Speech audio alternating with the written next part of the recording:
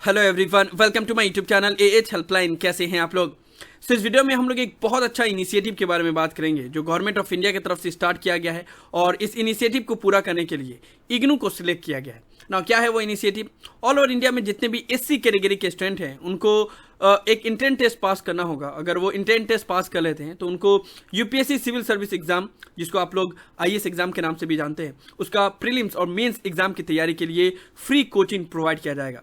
आप लोगों को बेहतर पता है कि अभी यूपीएससी सिविल सर्विस एग्जाम की तैयारी करने के लिए कोचिंग में कितना पैसा लगता है, लाखों रुपया लग जाता है। ऐसे में एससी कैटेगरी के जितने भी स्टूडेंट हैं उनको free of cost free coaching दिया जाएगा, प्रीलिम्स के लिए भी और मेंस एग्जाम के लिए भी।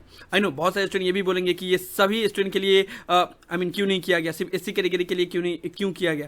तो देखो, इसमें तो कुछ बोला नहीं जा सकता क्योंकि ये गवर्नमेंट ऑफ इंडिया की तरफ से स्टार्ट किया गया है। Ministry of social justice and empowerment इनकी तरफ से स्टार्ट किया गया है और इग्नू को सिलेक्ट किया गया है कि वो एक doctor Ambedkar centre of excellence इसको सेटअप करे और एससी कैटेगरी के जितने भी स्टूडेंट हैं उनको फ्री ऑफ कॉस्ट कोचिंग दिया जाए सिविल सर्विस एग्जाम की तैयारी के लिए।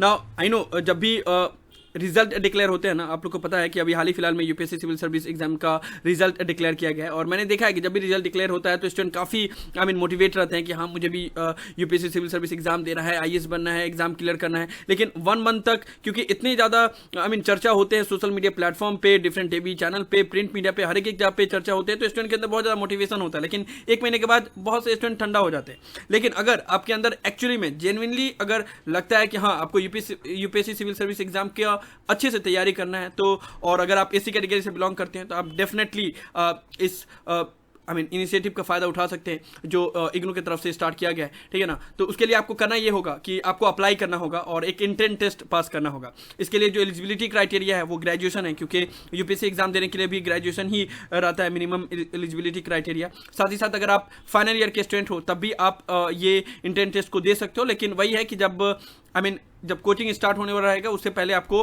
फाइनल ईयर का मार्कशीट एंड सर्टिफिकेट प्रोवाइड करना पड़ेगा। ठीक है ना? तो उसके लिए आपको बस अप्लाई नाउ के ऊपर क्लिक करना होगा। लिंक उसका डिस्क्रिप्शन में दिया हुआ है। जैसे आप लोग अप्लाई नाउ के ऊपर क्लिक करते हो तो यहाँ से आपको स्पेशली पूछा जाता है कि क्या आप एससी कैटेगरी से बिलोंग करते हो या नहीं। तो यहाँ पे यस कर देना अगर आप एससी कैटेगरी से बिलोंग करते हो। तो एससी एसटी के लिए नहीं बोला गया, सिर्फ एससी के लिए बोला गया है। उसके बाद से आप लोग को ये फॉर्म फिलअप करना होगा अगर आप अप्लाई करना चाहते हो। बेसिक सा डिटेल है, वो सारा चीज़ फिलअप करना, अपना डॉक्यूमेंट अपलोड करना। डॉक्यूमेंट अपलोड करने के बाद से जो भी आपका क्वालिफिकेशन डिटेल एक्सपीरियंस है वो फिलअप करना। उसके बाद से आप लोग सबमिट कर सकते हो। अप्लाई करने के लिए स्टार्टिंग डेट है 5 जून, ऑलरेडी स्टार्ट हो गया। लास्ट डेट है 30 जून। तो 30 जून से पहले अगर आप चाहते हो तो अप्लाई कर सकते हो ना। यहाँ पे कुछ इंपॉर्टेंट चीज़ मैं बताना चाहूँगा कि अगर आप अप्लाई कर रहे हो तो मेक श्योर कि आप एससी कैटेगरी से बिलोंग करते हो तभी आप अप्लाई करना, क्योंकि ये सिर्फ एससी कैटेगरी के स्टूडेंट के लिए ही है और आपके पास एससी कास्ट सर्टिफिकेट होना चाहिए। ये चीज़ आप लोग याद रखना ना। एक और इंपॉर्टेंट चीज ये भी है कि ऑल ओवर इंडिया से सिर्फ 100 स्टूडेंट को ही सिलेक्ट किया जाएगा और उसमें से 33% वुमेन कैंडिडेट होंगे। तो ये चीज भी आप लोग याद रखना कि सिर्फ 100 कैंडिडेट को ही सिलेक्ट किया जाएगा ऑल ओवर इंडिया से, और ये प्योरली मेरिट बेस पे होगा।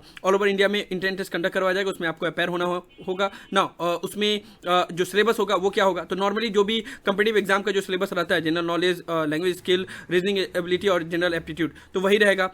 लेकिन क्योंकि ये यूपीएससी सिविल सर्विस एग्जाम की तैयारी के लिए ये इंट्रेंस टेस्ट लिया जा रहा है तो वहाँ पे थोड़ा सा जनरल नॉलेज का स्तर थोड़ा सा हाई रहेगा। ठीक है? जिस तरीके से यूपीएससी सिविल सर्विस का एग्जाम होता है उसी हिसाब से, क्योंकि अभी तक हालांकि एग्जाम तो ये कंडक्ट करवाया नहीं गया, पहली बार ये इस तरीके से कोई इनिशिएटिव स्टार्ट किया गया, तो पता नहीं है कि किस तरीके से क्वेश्चन आएंगे। लेकिन बाकी अदर जितने भी ऐसे संस्था है जो फ्री कोचिंग, चाहे वो माइनॉरिटी स्टूडेंट को प्रोवाइड किया जाता है या मुस्लिम स्टूडेंट को प्रोवाइड किया जाता है या फिर अदर एससी एसटी स्टूडेंट को प्रोवाइड किया जाता है, तो उनकी तरफ से जो क्वेश्चन रहते हैं वो इसी तरीके से होते हैं। टफ होते हैं। नॉर्मल जिस तरीके से कोई भी एसएससी का एग्जाम होता है उस तरीके से नहीं होता है। जो जिस लेवल का एग्जाम यूपीएससी कंडक्ट करवाता है, जिस तरीके से क्वेश्चन पूछता है, मोरलेस उसी तरीका का ही होते हैं जितना मैंने क्वेश्चंस देखे हैं, चाहे जामिया मिलिया का हो, चाहे जामिया हमदर्द का हो या बाकी अदर कोचिंग इंस्टीट्यूट का हो। ठीक है ना? तो अभी फिलहाल आप लोग उसी हिसाब से तैयारी करना। General knowledge, language skill, reasoning ability और जनरल एप्टीट्यूड, देखते हैं किस तरीके से क्वेश्चन आते हैं। तो जो भी स्टूडेंट हैं वो अप्लाई करना चाहें तो कर सकते हैं, लेकिन मेक श्योर कि अगर आप करना चाहते हो फुल्ली, यानी कि अगर आपका सिलेक्शन हो गया तो आपको फुल्ली वो पूरा करना पड़ेगा। अगर बीच में आपने छोड़ दिया तो फिर जितना पैसा आपके ऊपर लगा होगा वो चीज आपसे रिकवर भी किया जा सकता है। ये चीज यहाँ पे लिखा गया है। ठीक है? Accountability of the candidate living the said course in between will be properly fix and entire fees will be recover from the candidate.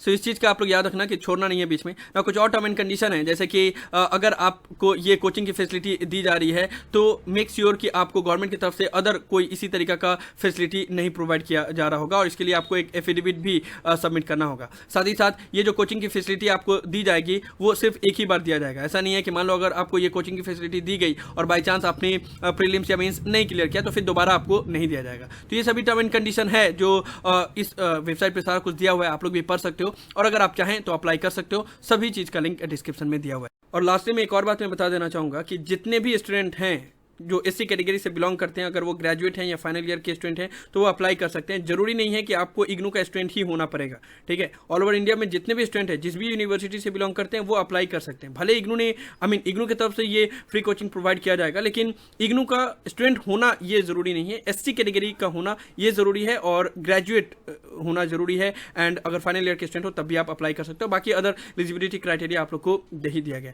समझ में आ गया? तो यही सब था इस वीडियो में। Thank you so much for watching this video. Have an awesome day. Thank you so much.